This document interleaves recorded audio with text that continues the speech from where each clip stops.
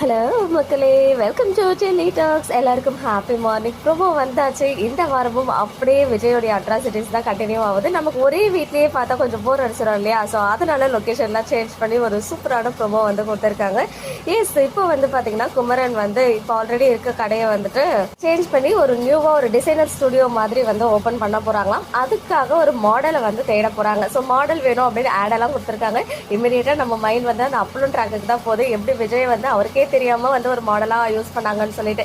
So இப்போ once again வந்து அவங்களே ஆட் கொடுக்குறாங்க. அந்த ஆடை பார்த்துட்டு நிறைய பேர் போறாங்க, அந்த போட்டோ ஷூட்லாம் பண்றாங்க. பட் நம்ம விஜய் அங்க விஜயை பார்த்துட்டு இவர் என்னப்பா ஹீரோ மாதிரி இருக்காரு, மூவி ஹீரோ மாதிரி இருக்காரு அப்படின்னு அந்த போட்டோகிராஃபர் சொல்ல, காவேரி வந்து முதல்ல இவரை போக சொல்லுங்க அப்படின்னு சொல்றாங்க.